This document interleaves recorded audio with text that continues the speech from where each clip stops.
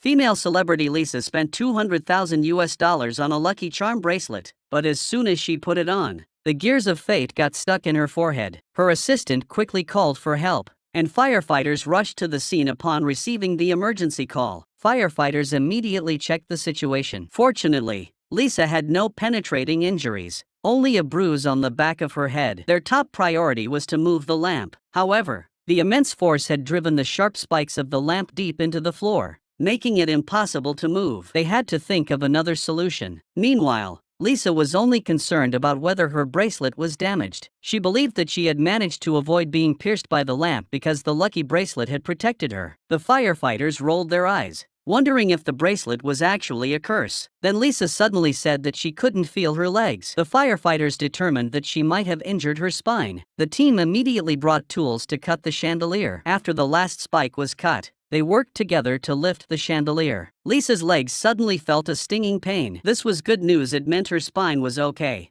It had just been compressed. The assistant was thrilled to hear this. The firefighters then took Lisa to the hospital. On the way, Lisa told them the story of the bracelet. It turned out that Lisa's acting career had been unlucky for several years. In order to change her fortune, she had spent a fortune to have her assistant ask a mysterious organization for this lucky bracelet, but she never expected that as soon as she put it on, she was hit by a lamp, and that was just the beginning of her bad luck. A few days later, she went to a beauty salon for a waxing, but a man who had been following her followed her inside. Lisa noticed him, and in his panic, he knocked over the beeswax, which poured directly onto her face. He fled in fear, and the beautician rushed over and screamed in horror at the sight. Lisa's face was completely covered in beeswax, and she couldn't breathe. The beautician quickly dialed 911, and firefighters rushed to the scene. By then, the beeswax had completely hardened. They had to open Lisa's airway immediately to allow her to breathe. Otherwise, she would suffocate and die. So the paramedic quickly took a scalpel and made a small incision in Lisa's mouth. However, the beeswax had already entered her throat. They quickly grabbed a breathing tube and inserted it into Lisa's airway, then put an oxygen mask on her, and she finally started breathing again. Her life was saved. But how were they going to remove all the beeswax from her face? To soften beeswax, the temperature had to reach 104 degrees Celsius. It seemed that they would have to leave it to the hospital to handle. Just then, one of the firefighters suddenly noticed the bracelet on Lisa's arm. He immediately recognized her as the famous actress Lisa. It turned out he was an old acquaintance of the fire department. After the firefighters took her to the hospital, they discovered the bracelet had mysteriously reappeared on the fire truck. Everyone thought of the recent string of misfortunes involving women and dared not touch the bracelet, fearing the curse might spread. But one of the firefighters refused to believe in such superstition and picked up the bracelet. The next moment, another firefighter suddenly collapsed for no apparent reason. The captain rushed over to check and found the ground covered in gasoline. How could gasoline appear at the fire station? This was too bizarre. After narrowly escaping death twice, Lisa no longer believed the bracelet could bring good luck. She went to an antique shop to find a new lucky charm and quickly spotted a piece of amethyst. Lisa asked her assistant to negotiate the price with the owner while she brought a ladder to take down the crystal. But as soon as her hand touched the crystal, she heard her assistant's screams. When the assistant came out, there was a piece of crystal stuck in her abdomen. The shop owner rushed over and immediately called for help. Just then, Lisa suddenly felt dizzy, and the shop owner also experienced the same symptoms. The three of them fainted mysteriously. The firefighters arrived and lifted the woman's hair, discovering it was their old acquaintance Lisa. This time, however, it was the assistant who was injured. After examination, it was found that the crystal had pierced the assistant's stomach. But why did the three of them faint?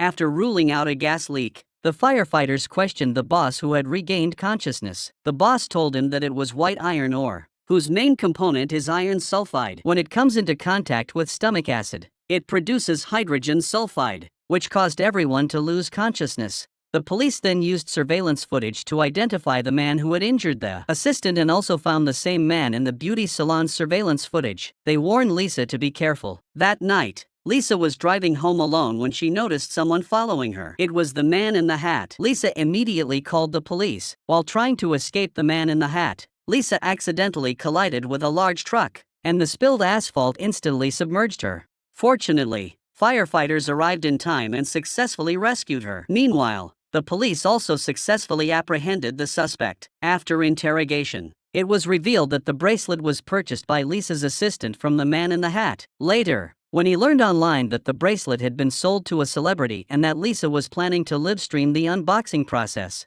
Virus panicked because he had sold counterfeit goods. He resorted to any means necessary to retrieve the bracelet. However, during the beauty salon incident, he accidentally spilled the amber resin, causing the mission to fail. He then followed Lisa to the antique store and threatened her assistant to hand over the bracelet. Unfortunately, during the altercation, he accidentally injured the assistant, resulting in another failed mission. With no other option, he followed Lisa again, determined to get the bracelet back. But this led to an accident, and he ended up getting arrested. So, that so-called lucky bracelet should really be called an unlucky bracelet, right? However, during the interrogation, the police also discovered some information. The bracelet Lisa had bought for 200,000 yuan was actually sold by Virus to his assistant for 10,000 yuan. On the other side, Mark and Jack, in their quest to become internet celebrities, stuffed their friend Lucas's head into a microwave filled with cement. Soon after, the rescue center received an emergency call. Upon receiving the report, firefighters Tom and Mike rushed to the scene and were met with a life-threatening scene. Although Lucas had a breathing tube in his mouth, as the cement hardened, the tube was crushed. However, just as the firefighters were about to dismantle the microwave, Lucas, unable to breathe, panicked and struggled, accidentally falling into the pool. The firefighters immediately jumped into the pool and pulled Lucas out. After all this turmoil, Lucas had stopped breathing. If he didn't receive medical attention within 30 seconds, he would be dead. The firefighters immediately divided their tasks. Some performed CPR,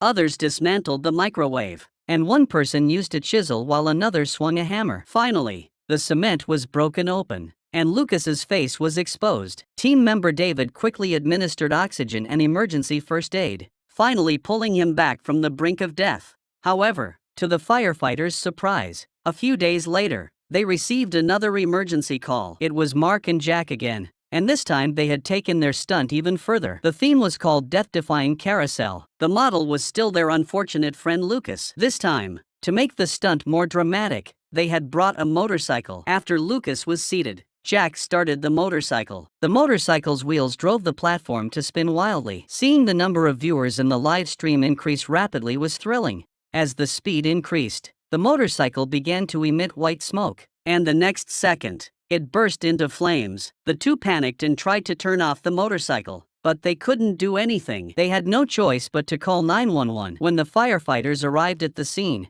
the carousel was still spinning, but Mark and Jack were nowhere to be found. The firefighters immediately used fire extinguishers to put out the motorcycle fire and worked together to stop the carousel. But what happened next shocked everyone. Lucas's eyeballs had popped out of his head, and the merry-go-round had turned into an eyeball launcher. At the same time, all the blood in his body had rushed to his brain, causing him to lose consciousness. He needed immediate treatment to reduce the pressure in his skull, or he could suffer a stroke. Team Dr. Nick first injected him with saline solution and then dripped medicine into his eyes to reposition his eyeballs. Lucas finally woke up, and his vision gradually returned to normal. At that moment, Team Captain Steven spotted the two culprits hiding in the grass nearby. He immediately recognized them as the same two reckless influencers from last time. For the sake of views, they had no limits. This time, he was determined not to let them off the hook. He called the police, and they finally received the punishment they deserved. Meanwhile, Amy bit down on the pencil tip,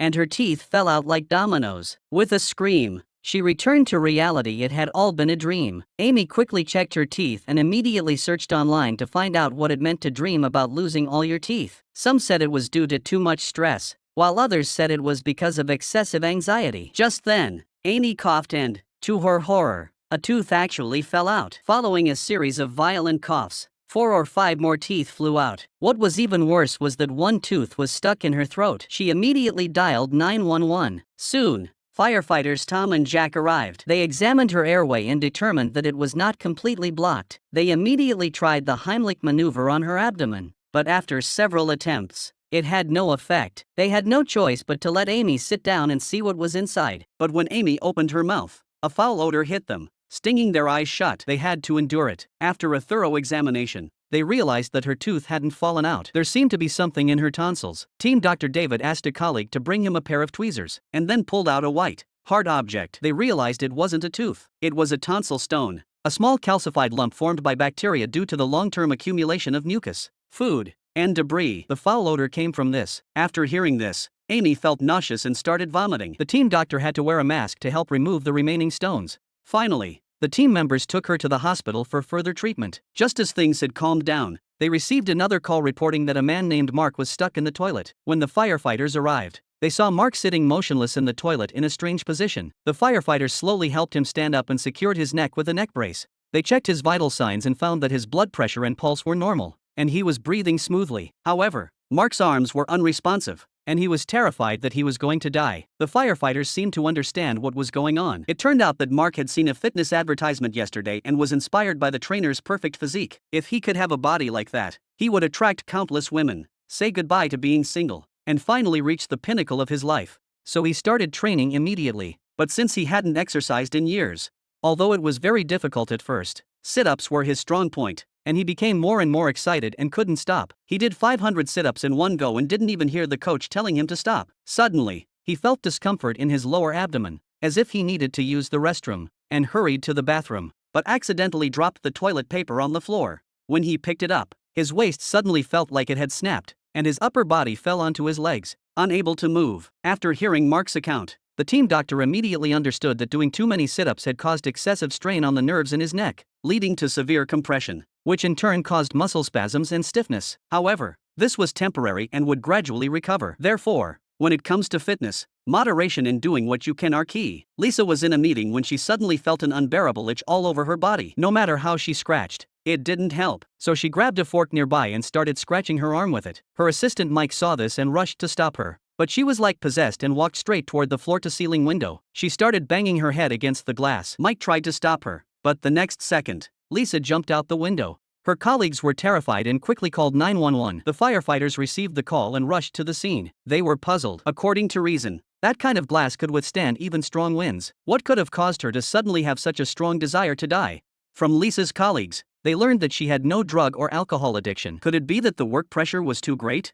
Before the firefighters could figure out what was going on, another incident occurred. It was Lisa's male assistant, Mike. He was holding a knife and stabbing himself repeatedly while shouting, "They're inside my body." The firefighters rushed forward to stop him. However, more and more people began showing symptoms, and due to the shortage of firefighters, they were unable to prevent the tragedy from unfolding. Everyone rushed toward the windows and jumped out. Fortunately, the police arrived in time to stop the tragedy from continuing. The most urgent task now is to find out the cause of everyone's illness. Team Dr. Carter examined many people and found that they had arrhythmia. Their blood pressure was almost undetectable. Their teeth were clenched, and their muscles were trembling. Carter had never seen this before and didn't know where to start. Just then, another woman fell ill. Carter rushed over to check on her. He found that her stomach was convulsing and she was extremely agitated, combined with the symptoms of the others.